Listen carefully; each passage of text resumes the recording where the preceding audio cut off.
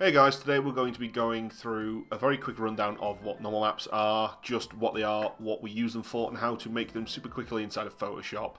Now, whilst there are other methods of making normal maps in modelling programs, such as Maya and 3ds Max and Modo and Blender and whatever else you want to use, we're going to just be covering this super quick and dirty method just to get some practice in and understanding how normal maps function on a pre-made model. Firstly, we need to understand what a normal map even is. Normal mapping is a technique that is used to fake the lighting of bumps and dents, not too similar from bump mapping or height mapping. We will be covering bump mapping and height mapping in later videos, but just bear this in mind for them videos. Said if you understand normal mapping, you'll have a better understanding of what bump and height maps are. It's traditionally used to add detail to low polygon models while maintaining the illusion of it being a model of a much higher polygon count. This helps save engine resources and allows the developers and artists to add more detail to the model without sacrificing performance in game, and also helps decrease render times when using Maya and other rendering software. Now, this isn't to say that normal maps can be used for everything, but they are most effective for conveying tiny details in the model where we don't traditionally want to use a lot of polygons for something that wouldn't be significant.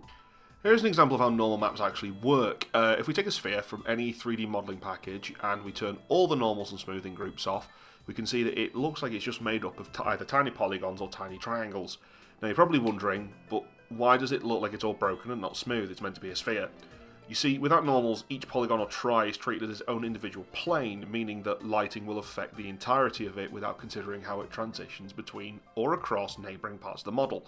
This can be super useful for items where you have drastic areas of sharp detail, such as maybe on a weapon or electronic devices with lots of buttons. Now, if we apply a flat normal map across the whole model, you can see that the object actually appears to be smooth and round. This is because of the normal map itself. We are telling the engine or renderer that the object is smooth across the whole of the surface we've selected. The lighting doesn't just see the object on a per polygon basis, but rather just the information we have fed into the normal map. Now we have the same model again, but instead of using just flat normal maps, we've added some detail to it.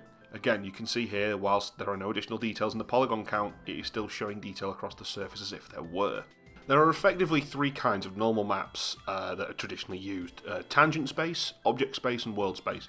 Don't worry yourselves too much about this. We're going to be mostly focusing on tangent space, as these are the most commonly used ones when designing video game characters specifically.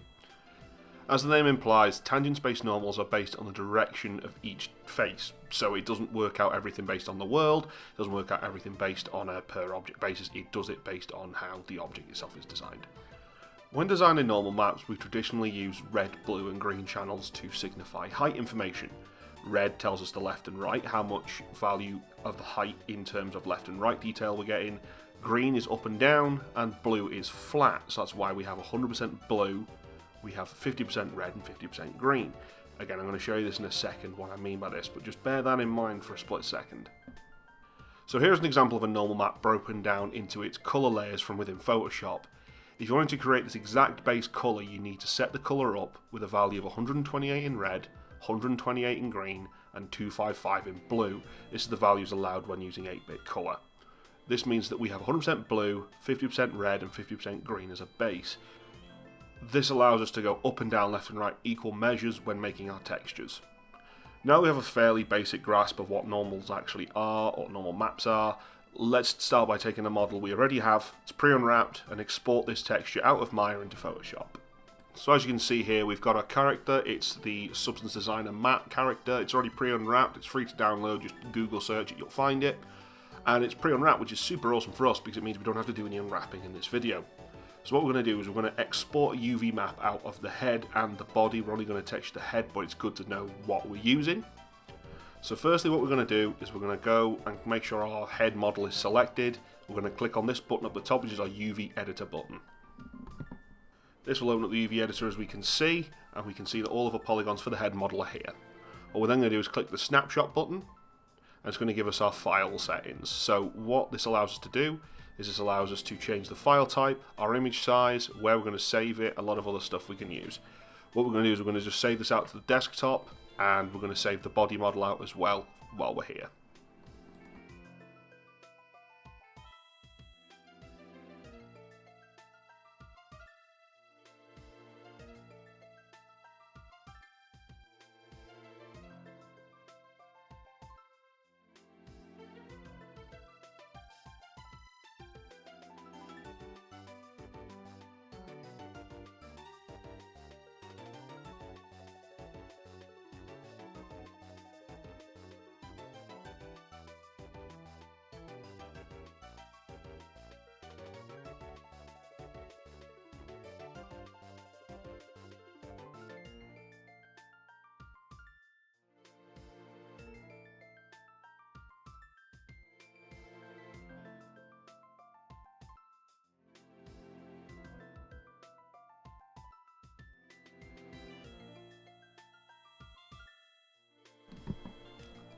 So as you can see, we're on our desktop now. Both of my UV files are saved there. What we're going to do now is we're going to boot open Photoshop, which you can see is over here. I'm just going to double click that, get Photoshop open, and then we're going to take it from there.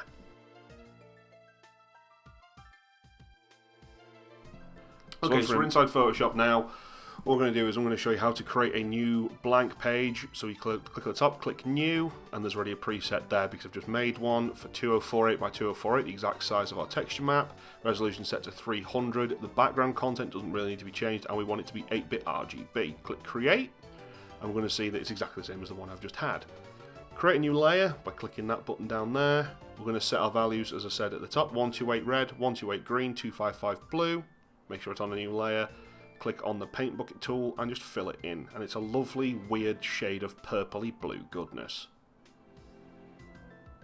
Now what I'm going to do is I'm going to drag the UV from my desktop, as you can see here, drag this on, and Bob's your uncle, there it is. Now it looks a bit weird because of the way I set it up, but it'll drag in. What we're going to do is we're going to just rasterize that layer. We'll zoom in first so we can see how it's all weirdly black and white. It looks a bit pixelated, but that's because we're super zoomed in. If we zoom back out here, we're going to right click on the layer and click rasterize layer. This means we can edit it. Now we need to change all that to white so we can see it. So I'm going to click the transparency lock button, make sure that my layer is selected itself, increase my brush size and start going at it. Now you can see it's nice and visible on the actual page so we can see what we're doing.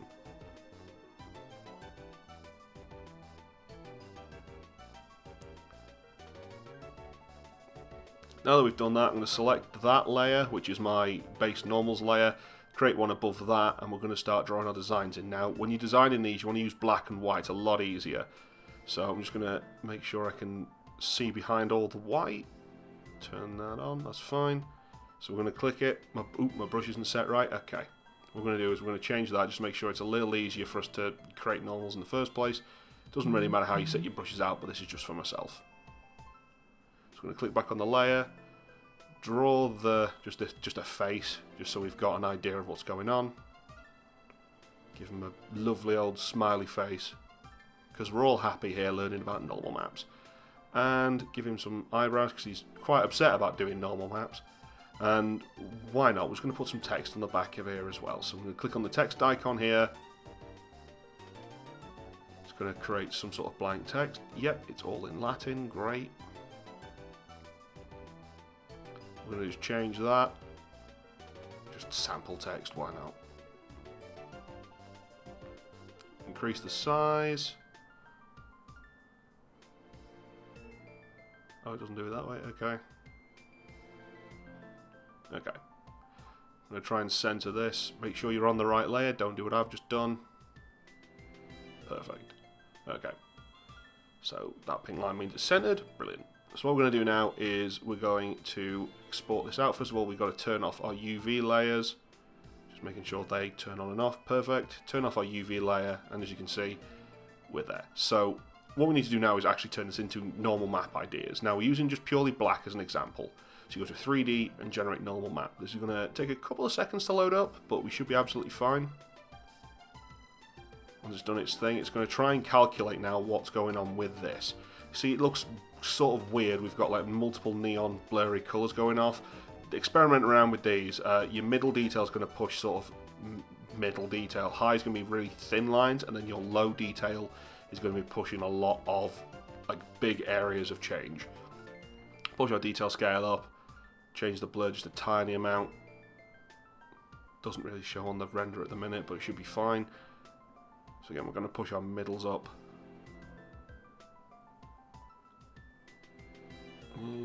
Don't want it too high. Click OK. And you can see it's gone and broke itself. Now this is because we have only used black. So Photoshop doesn't know what to do with this. So what we're going to do is we're going to actually add a white background. So we've actually got layers of contrast. So swap that. Click on our background. Black and white. We want to go to... So now if we generate a normal map, it's going to just automatically generate one. But it's a bit too blurry for what I want to do. So what I want to do is I want to change that. So filter, blur, normal, oh, click the wrong one, never mind. Give it a second, cancel that. So we click on filter, blur, 3D, generate normal map. It's going to give us the same options again. We're going to push our medium detail all the way up. Again, it's not shown on our render, but it should be fine. Actually, let's have a super sharp, why not? And there we go. So now what we have is we actually have something that would be registered in a game engine. And what we're going to do is just basically get rid of the background layer, because we don't need to keep them stacking on top of each other. This is a good practice, because if you just keep generating them on top of each other, you're going to just miss bits out. So always to try and delete the background layer if you can, because it's flat purple anyway. As you can see, we've got rid of all that and it should be fine. Perfect. So what we need to do now is we need to export this out. I've just dropped it down, and it still fits within our UV range, which is perfect. So we're going to zoom out, make sure everything looks fine. There's no extra weird bits on it. Cool. So file. Now you can use export or you can use save as. I personally use save as. The options there. So save as. Click. We're going to save this to our desktop just because we're doing this super quick. So I'm going to call this normal head, or normal test, that's better. Now, we want to make sure this is a PNG and not a Photoshop file, because otherwise it's going to take forever to load inside of Maya. Click OK on that, it's absolutely fine. Let's just click.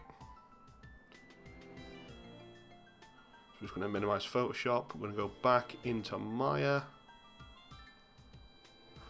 And that's our old UV layout. It's cool. So we're going to just focus on the head, just to save ourselves some time. So we're going to right click, hold, and go to assign new material. Once we've done this, we can pick Lan, Blinn, or Lambert, whatever we want to use. I'm going to use Lambert. I don't want it to be too shiny. So click on Lambert. Now we've got all of our options here. There's loads of stuff, but what we need to do now is just click it into bump mapping. So once we're in bump mapping, we need to make sure that we are clicking on tangent space normals. I'll show you again in a minute why this is important. Click on this little arrow here where it says image name. You want to make sure you're clicking on the file you want. And it's not going to load. You press the number 6 on your keyboard and boom, there it is. You can see the normal details there. So it's showing like it's actually pumping out models, but if we spin it around, we can see there's no additional data there. So if we want to change this, or we want to change the actual way the space normals are, all we have to do is right click on the actual where it says bump mapping itself, and it brings us back into this options menu. And we can change this. So if we change it to bump, you're going to see it looks a bit weird. It will actually try and it's just pure height information, so we don't get any sort of lovely roundness. It's just going to push out like pure height information. So we're going to change this again. Just right click, go to that normal, click tangent space, back to normal. And that's it. That's how we do normal mapping. So that's a general gist of how we would normal map something in the old days. Now we have a lot of programs now like Substance Designer and a lot of other good programs that allow us to do this a lot quicker. What we'd also typically do is we would create a high poly model and bake down our information onto that just so we get a more accurate design. But if you're in a push or you're in a pinch and you need to create just a normal map super quickly for a model, this is basically the easiest way of doing it. It's not advised, but I said for the time being it's perfect. While you're getting used to how normal maps work, this is perfect. You don't need to do anything else with this. So your task this week is to actually using the map model, which you should find on the Google Classroom. If you're watching this and you're not from my actual class, the map model, you can find it anywhere on the internet. I'll probably put a link in the description so you guys can have a look at it. What I want you guys to do is just find this in Maya. You can use Max, 3ds Max, whatever you want to use. Just export them UVs out, get them into Photoshop or your art program of choice, and just have a play with making normal maps, putting them back into Maya, 3ds Max. If you want to try putting them into a game engine and see how it works real-time lighting rather than having to render it out, absolutely. It's just you guys getting the idea and the impression of how normal maps work and how they can be effective. It's really good for stuff like cloth, it's really good for stuff like tiny details. So if you're creating armor, you don't want to try and model every single rivet and nook and cranny. You want to just get them in a normal map. This is why we want to teach you guys about it.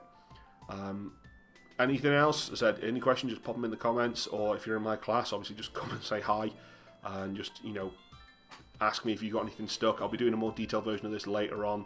This is just so you guys can understand what's going on for this week.